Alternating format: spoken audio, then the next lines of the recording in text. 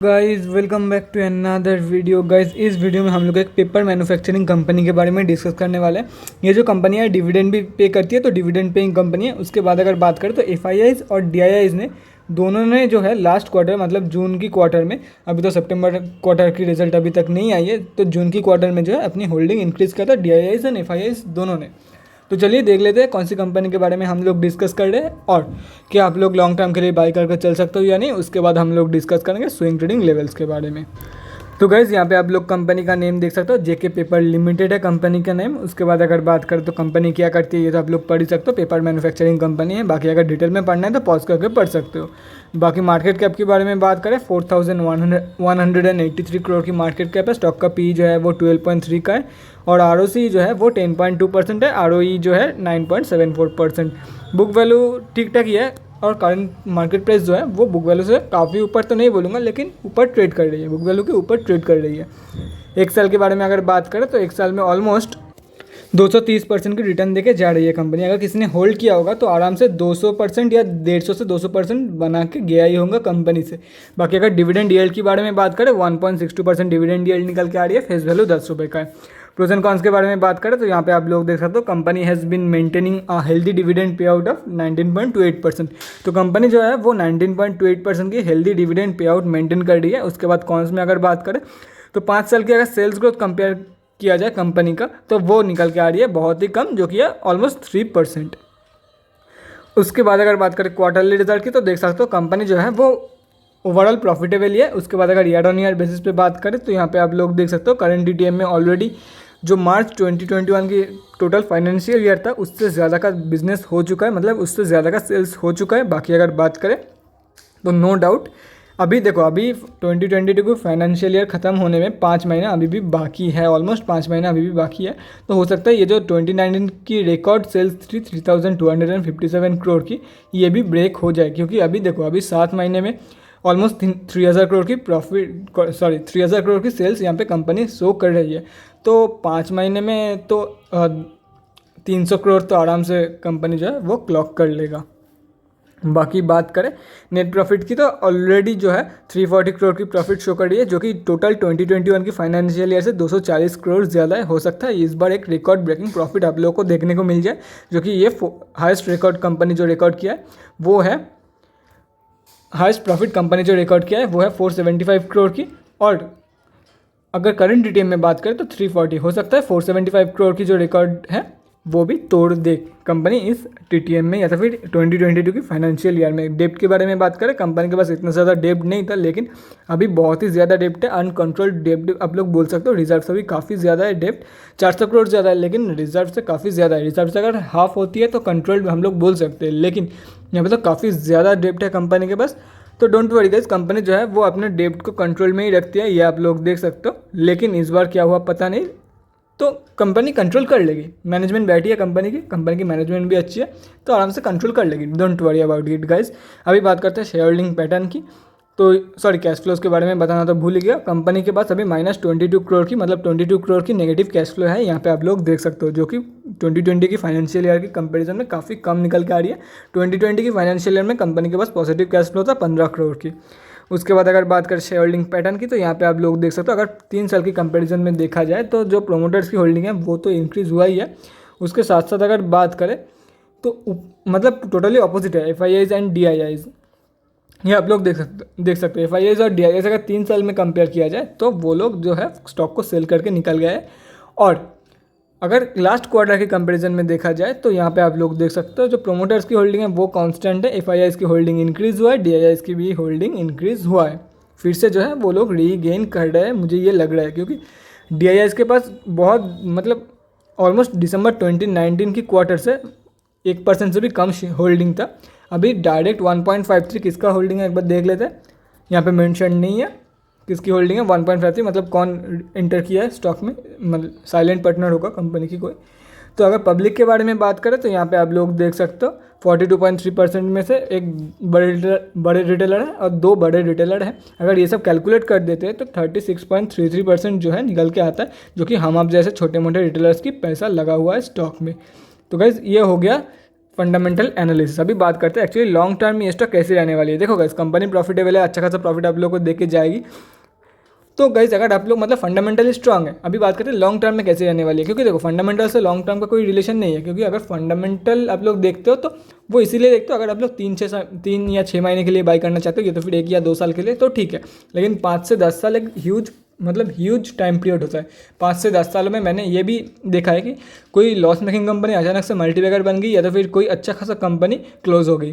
5 से 10 साल एक ह्यूज टाइम स्पेन है। तो अगर कंपनी की प्रोडक्ट के ऊपर भरोसा है तो ही आप लोग बाई करके चल सकते हो, अदरवाइज गाइज मैं तो बोलूँगा अवॉइड करो। अगर कंपनी के ऊपर भरोसा नहीं है कि 5 से 10 सालों में ये कंपनी अच्छा खासा रिटर्न देके जाएगी, हाँ चाहे हो सकता है वो कंपनी फंडामेंटली वीक ही क्यों ना हो, कोई एक फंडामेंटली वीक कंपनी पकड़ लो, आपकी कंपनी के प्रोडक्ट के ऊपर भरोसा है कि कंपनी जो है बहुत ही सही प्रोडक्ट बनाती है, 5 से 10 सालों में ये जो प्रोडक्ट है वो मार्केट में छा जाएगी, तो आप लोग बाई करके चल सकते हो।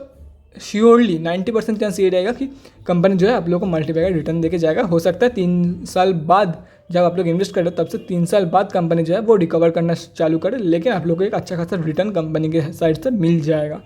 अगर कंपनी के प्रोडक्ट के ऊपर भरोसा है, कंपनी जो करती है उस बिजनेस पे भरोसा है, तो ही आप लोग इन्वेस्ट करो फॉर मतलब such a long period of time. क्योंकि 5 से 10 साल कम टाइम नहीं होता है, इस 5 से 10 साल में कुछ भी हो सकता है।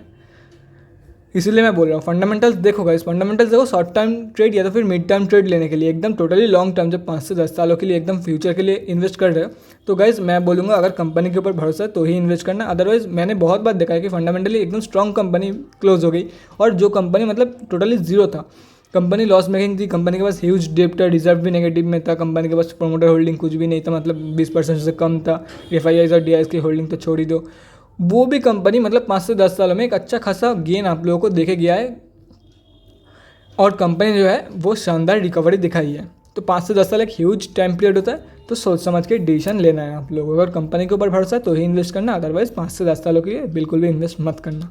शॉर्ट टर्म ट्रेड लेना है ले सकते हो, फंडामेंटली स्ट्रॉन्ग है कंपनी, अब लोगों को शॉर्ट टर्म में ऐसा कोई देखने को नहीं मिलेगा। अगर कंपनी मान लो कि 5 से 10 साल बाद या तो फिर 6 साल बाद कंपनी बाई चांस किसी कारण के वजह से क्लोज हो जाती है, तो इसलिए मैं बोल रहा हूँ अगर फंडामेंटल चेक कर रहे हो तो 1 से 2 साल मैक्सिमम, बाकी फंडामेंटल के भरोसे टोटली 5 से 10 सालों के लिए होल्ड मत करना। 5 से 10 साल एक ह्यूज टाइम पीरियड होता है, कुछ भी हो सकता है स्टॉक में। अभी बात करते हैं फ्राइडे को कितने क्वांटिटी में ट्रेडिंग हुआ है, और उसके बाद हम लोग देखेंगे स्विंग ट्रेडिंग लेवल्स, और कैसे आप लोग लॉन्ग टर्म में जो है कंपनी से प्रॉफिट जो है मैक्सिमाइज कर सकते हो, मैक्सिमम प्रॉफिट अर्न कर सकते हो कंपनी से, वो भी देखेंगे हम लोग अभी। तो गाइस यहाँ पे हम लोग आ चुके हैं NSE के वेबसाइट में, निफ्टी 500 में कंपनी लिस्टेड है। उसके बाद अगर बात करें सिंबल की तो JK पेपर है, अगर आप लोग सर्च करना चाहते हो तो अपस्टॉक 0 एंजल 1 या तो फिर ग्रो पे। उसके बाद अगर बात करें ट्रेडेड वॉल्यूम की तो 7,83,180 क्वान्टिटी ट्रेडेड मतलब ट्रेड हुआ है आज, और इसका जो वैल्यू निकल के आ रहा है ऑलमोस्ट 1900 लाख रुपीज़ के आसपास निकल के आ रही है। अगर पेंडिंग ऑर्डर क्वांटिटी के बारे में बात करें तो 38 सेलिंग ऑर्डर पेंडिंग है 246.4 रुपीज़ के प्राइस पॉइंट पे। डिलीवरी पोजीशन के बारे में बात करें तो 55.54%। तो आज जो है मैक्सिमम लोगों ने डिलीवरी ट्रेड से लिया है कंपेयर टू इंटरडे ट्रेडर्स। तो आज मैक्सिमम लोगों ने डिलीवरी ट्रेड लेना ही प्रेफर किया है कंपेयर टू इंटरडे ट्रेडर, ये यहाँ से हम लोगों को पता चल रहा है। तो आज की अगर डिलीवरी क्वांटिटी के बारे में बात करें 3,07,081 क्वांटिटी आज डिलीवरी ट्रेड्स लिया गया है। अभी बात करते हैं स्विंग ट्रेडिंग लेवल्स, और लॉन्ग टर्म में जो है आप कैसे अपने प्रॉफिट को मैक्सिमाइज कर सकते हैं उसके बारे में भी हम लोग बात करने वाले हैं। तो गाइस हम लोग आ चुके हैं JK पेपर की NSE की डेली चार्ट पे। ये आप लोग देख सकते हो 0.2% आज कंपनी डाउन थी, फिलहाल अभी 246 रुपीज़ के आसपास ट्रेड कर रही है। उसके बाद अगर बात करें तो ये जो है कंपनी है, ये जो स्टॉक है आप लोग बोल सकते हो एक रेंज में ट्रेड कर रहा था, ये एक, और ये भी बोल सकते हो ये एक डिसेंडिंग ट्रायंगल की पैटर्न फॉर्म कर रहा था। इसकी अब देखो ये ब्रेकआउट तो नहीं हुई है, ये आप लोगों को ही पता है क्योंकि ना ही वॉल्यूम है, ऊपर से अगर कैंडल्स के बारे में बात करें वो भी रेड कैंडल्स है। तो गाइस क्या करना है आप लोग को, अभी क्या करना है, देखो ऊपर तो क्लोजिंग कर दिया लेकिन ब्रेकआउट भी नहीं है। और आज के बारे में बात करें तो गाइस आज भी इसके ऊपर ही क्लोजिंग हुआ है, ये नहीं है कि 1 ही या 2 दिन के लिए सिर्फ ऊपर क्लोजिंग हुआ है, लगातार 3 दिन के लिए ये स्टॉक जो है वो इस चैनल के ऊपर क्लोज हुआ है। तो देखो गाइस 2 चीज़ें हो सकती है, या तो फिर ये कंपनी यहाँ से रिट्रेसमेंट लेके ऊपर जाएगी और ऊपर जाके जो दोनों टारगेट्स है वो अचीव कराएगी, या तो फिर डायरेक्टली ये वाला जो रेजिस्टेंस है, ये मतलब ये जो ट्रेंड लाइन है ये भी एक रेजिस्टेंस ही है, ये वाला रेजिस्टेंस नहीं, ये वाला जो सपोर्ट एरिया है 227, देखो गाइस ये इसके लिए रेजिस्टेंस, इसके लिए रेजिस्टेंस, इसके लिए भी रेजिस्टेंस था, लेकिन अभी इसके लिए सपोर्ट की तरह एक्ट करेगा। तो ये वाला सपोर्ट नहीं, आप लोग रेजिस्टेंस भी बोल सकते हो, क्योंकि ये मेजरली रेजिस्टेंस की तरह ही एक्ट करी है 90% टाइम स्टॉक में। तो गाइस देखो, पॉइंट समझ लो, वो रेजिस्टेंस सपोर्ट की कन्फ्यूजन छोड़ दो। 227 या तो फिर ये जो रेजिस्टेंस या सपोर्ट जो भी बोलना चाहो आप लोग बोल सकते हो, यहाँ से बाउंस बैक शो करेगी, या तो फिर हो सकता है कि 227 के जो टारगेट है, नीचे की तरफ का जो टारगेट है या तो फिर सपोर्ट लेवल है, वहाँ से बाउंस बैक शो करेगी कंपनी। लेकिन बाउंस बैक शो करेगी क्योंकि अभी इतना ज़्यादा मार्केट की कंडीशन ख़राब नहीं है कि 227 के नीचे, जो कि एक स्ट्रॉन्ग सपोर्ट एरिया निकल के आ रही है स्टॉक का, उससे नीचे जाएगी कंपनी। अगर उससे नीचे जाती है तो गाइस, अगर वो तभी जाएगी अगर कंपनी का जो ये अर्निंग्स है, अगर ये बहुत ही ज़्यादा बेकार निकल के आती है या तो फिर लॉस देती है कंपनी, तो ही 227 से नीचे जाने की चांसेस है। अदरवाइज बहुत ही कम चांसेस है, लेकिन बहुत ही कम है। स्टॉक मार्केट है, कुछ भी हो सकता है, इसलिए मैं बोल रहा हूँ चांसेस है लेकिन बहुत ही कम है। तो गाइज आप लोगों को वेट करना है।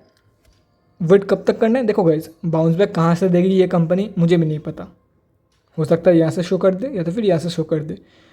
आप लोगों को क्या करना है, अगर कंपनी जो है यहाँ से बाउंस बैक शो करती है या तो फिर यहाँ से बाउंस बैक कंफर्मेशन के टाइम, जब ये कंपनी ये जो सपोर्ट एरिया के आसपास ट्रेड कर रही है, तब बाई नहीं करना है आप लोगों को। जब बाउंस बैक कंफर्म हो जाएगा और अब भी आप लोगों को एक कंफर्मेशन मिल जाएगा कि ये कंपनी जो है अभी ऊपर जाने वाली है, तभी आप लोगों को एंटर करना है फॉर दी, चाहे ये आप यहाँ से बाउंस बैक शो करे या यहाँ से ये जो 227 के लेवल है यहाँ से बाउंस बैक शो करे। बाउंस बैक शो करने के बाद ही एंटर करना है for the targets of 269 and 310। अभी बात करते हैं लॉन्ग टर्म के बारे में। जो लोग लॉन्ग टर्म में बाई करना चाहते हैं वो लोग कैसे जो है अपना प्रॉफिट को मैक्सिमाइज कर सकते हो और एक बेस्ड वैल्यू बाइंग कहाँ पे रहेगी। तो गाइज देखो, अभी 230 के लेवल के आसपास एक वैल्यू बाइंग रहेगी आप लोगों के लिए, या तो फिर अगर फ्यूचर में इससे भी कम रुपए में मिल जाता है आप लोगों को, अभी के लिए 230 is the best value buying, क्योंकि 230 या 227 के आसपास एक सपोर्ट एरिया है। तो सपोर्ट के आसपास बाई करने से अच्छी बात और क्या हो सकती है। और 5 से 10 सालों के बाद इस लेवल से आप लोगों को ऊपर ही मिलेगी कंपनी, बहुत ही ऊपर मिलेगी आप लोगों को कंपनी। तो कहते हो कोई भी बंदा लोएस्ट पॉइंट पे तो बाई नहीं कर सकता, तो 230 के आसपास एक अच्छा खासा एंट्री आप लोगों के लिए बन सकता है। बाकी अगर बात करें जो स्टॉक यहाँ से स्लिप कर जाती है, तो आप लोग ट्राई कर सकते हो 200 के लेवल पे बाई करने का, 200 या 150 के लेवल पे, मतलब जितना नीचे मिले 230 के जितना नीचे मिले आप लोग बाई करके चल सकते हो। जितना नीचे मिले आप लोग उतना ही प्रॉफिट ज़्यादा कमाओगे। लेकिन अगर अभी के बारे में बात करें तो 230 के लेवल या तो फिर 227 के लेवल जहाँ पे आप लोगों को मिल जाए, वो एक बहुत ही सही लेवल निकल के आ रही है स्टॉक में। मैं 230 के लेवल इसीलिए बोल रहा हूँ, अगर मान लो स्टॉक जो है 227 के लेवल से अगर मतलब 227 के लेवल टच नहीं करे या तो फिर ऊपर से ही बाउंस बैक कंफर्म शो कर दे, इसलिए मैं बोल रहा हूँ 230 के लेवल से जितना करीब मिले आप लोग बाई करके चल सकते हो फॉर लॉन्ग टर्म। गाइस देखो गाइस, मैंने सब कुछ बता दिया लॉन्ग टर्म में कहाँ पे बाई करना है, स्विंग ट्रेडिंग लेवल्स, कंपनी कैसी है, फंडामेंटली कैसी है, फंडामेंटल्स कैसी है कंपनी की, सब कुछ मैंने बता दिया। अभी ट्रेड कैसे लेना है वो तो आपको ही डिसीजन लेना है, क्योंकि आपका पैसा है। आप लोग लॉन्ग टर्म में इन्वेस्ट करोगे या स्विंग ट्रेड में, वो तो आपको ही ज़्यादा पता होगा अच्छे से, क्योंकि आप खुद का ही ट्रेडिंग स्टाइल जानते हो कि आप लोग इन्वेस्टर हो या ट्रेडर हो। तो guys that's it for this video. अगले वीडियो में मिलते हैं guys. Thanks for watching and keep supporting. Bye guys. और अगर आप लोगों के मन में कोई भी डाउट या क्वेरी हो स्टॉक मार्केट या किसी भी स्टॉक से रिलेटेड, तो कमेंट सेक्शन में कमेंट करके मुझसे पूछ सकते हो, या तो फिर मेरे इंस्टाग्राम का लिंक आप लोगों को डिस्क्रिप्शन बॉक्स में मिल जाएगा, जाके वहाँ पर भी मुझे डीएम कर सकते हो फॉर एन 1-on-1 कन्वर्सेशन। मैं जितना जल्दी हो सके आपका जो डाउट है या क्वेरी है सॉल्व करने की कोशिश करूँगा। Bye guys and thanks again for watching and stay safe.